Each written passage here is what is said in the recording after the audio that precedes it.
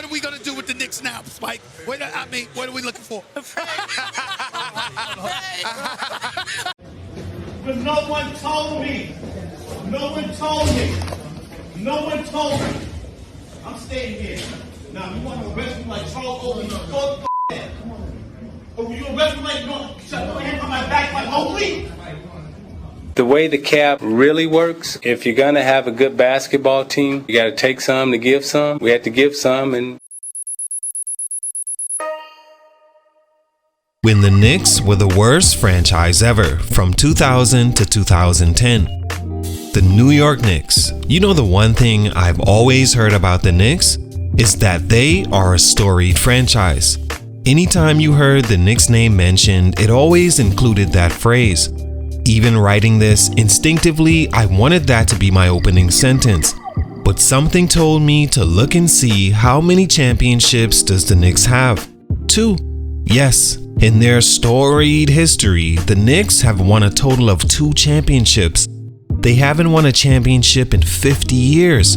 If 2 championships makes you a storied franchise, then imagine me saying the Milwaukee Bucks are a storied franchise.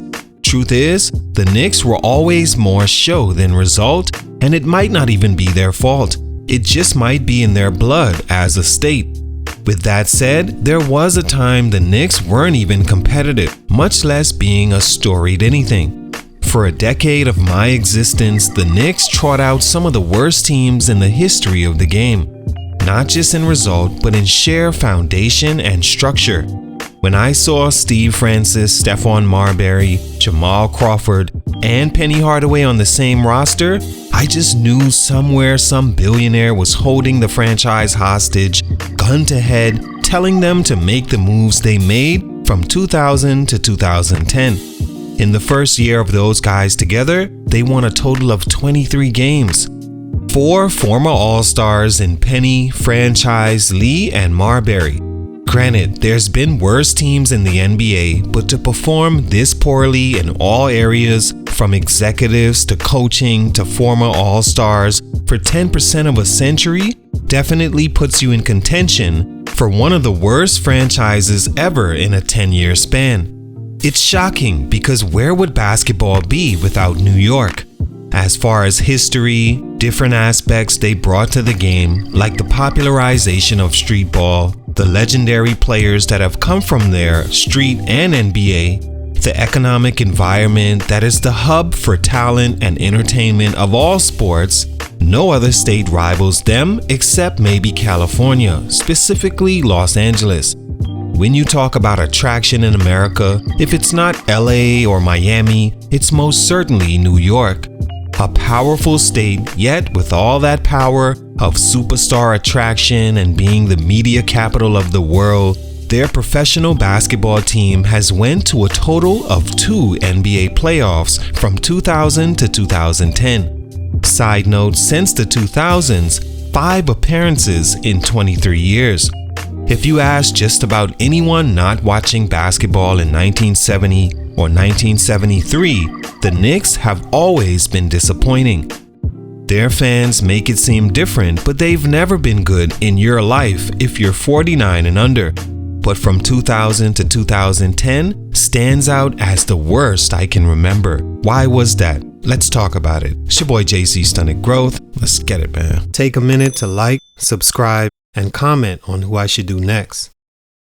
The New York Knicks have been around from the 1946-47 season and weren't too bad for their first 10 years. They went to 3 NBA Finals in that span and came close to winning it all in 51 and 52. The 60s, though, was starting out tough and looked to be their first real black-eye decade, until later in it they made the playoffs in 67, 68, 69, and won it all in 69-70. We'll just count that towards that decade. The 70s, the Knicks enjoyed a pretty successful decade, coming into it with a championship and making the playoffs 6 times, winning a second and final title in 73.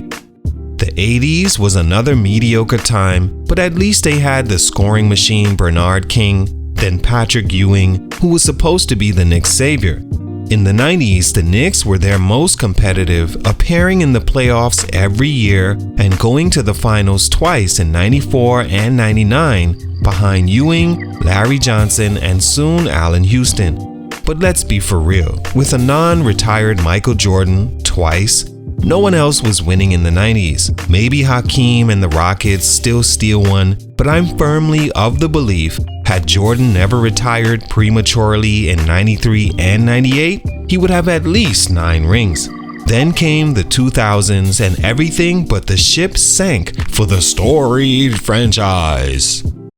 Stunt number 1, Isaiah Lord Thomas III.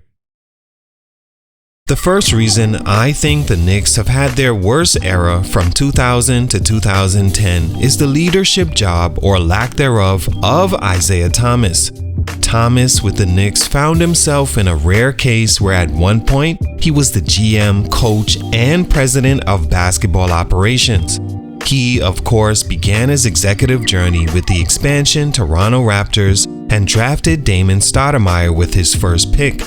Nice pick. Then Marcus Camby, the obvious choice behind Allen Iverson at the time, although he left 3 Hall of Famers on the board in Ray Allen, Steve Nash, and Kobe Bryant. He left because he and the franchise didn't see eye to eye on team direction. Next, a quick 3 years with the Pacers.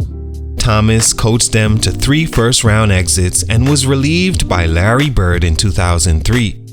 For some reason, the Knicks hired him on as president of basketball operations.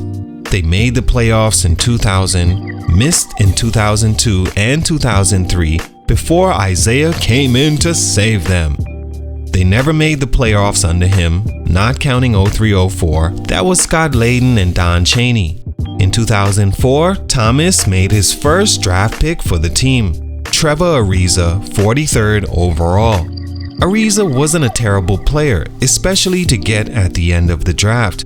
Speaking of the draft, Thomas has drafted 8 players for the Knicks, and pretty much they were all misses, outside a few. Other than draft picks, Thomas was difficult to get along with as a Knick leader. Just ask Stephon Marbury, his point guard and neighbor, who he threw under the bus in 2006, as the reason he was wrongfully accused in court for sexual harassment. Although Marbury was the actual culprit, he didn't take kindly to Thomas not having his back in this and other situations, and it burned a bridge between them, spilling over into the relationship with Larry Brown, who Steph feels never liked him anyway. And as long as Marbury and Thomas were on the same side, the Knicks were doomed. Isaiah also made bad trades and signings that brought no value to the franchise. Players way past their prime. In 2006, they had the highest payroll and second worst record in the league. 2 lottery picks for Eddie Curry, Jerome James and Jared Jeffries signings, Zach Randolph trades and signings, and in 2008 tying a franchise record for losses with 59. The day after, Thomas resigned. The Knicks missed the playoffs in 2008-09 and in 09-2010 to cap off the crash and burn that was Isaiah Thomas as captain. Stunt number 2, fill the seats. Another credit you can give Thomas and the Knicks was how awful their rosters were in the 2000s.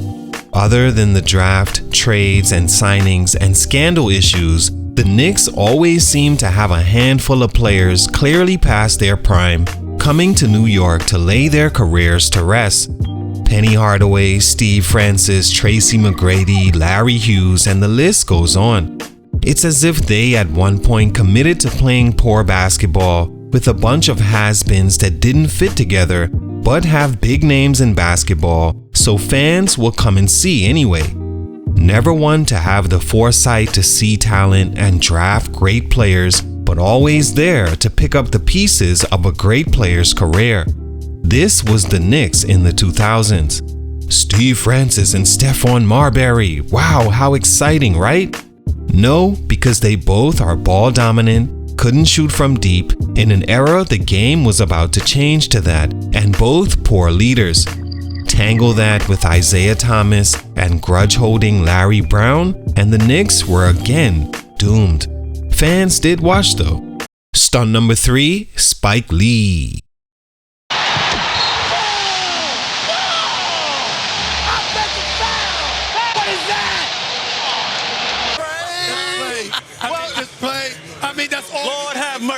Listen, this may be a reach, but since we pretty much covered why the Knicks sucked from 2000 to 2010, which was pretty much Isaiah Thomas, why not pick on their mascot, right? I'll just tell you, like my mother told my over 300 pounds at one point older brother, if all 12 of the girls on the park don't want to go out with you, then the problem is you, baby. Fake story, but you get the point.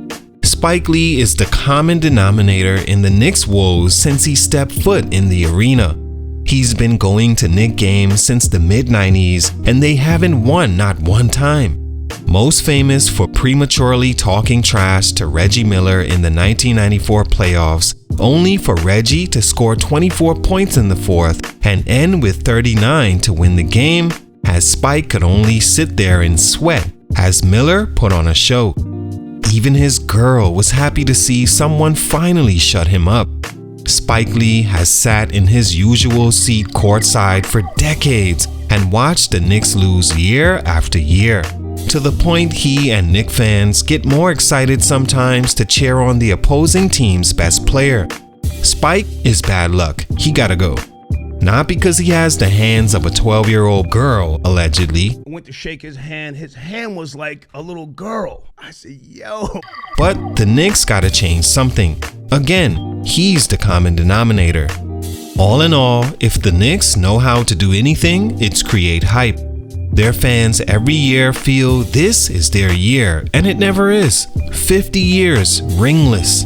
A storied franchise, but from 2000 to 2010, they were horrible. Salute, much respect. It's your boy JC Stunted Growth, and I'm out.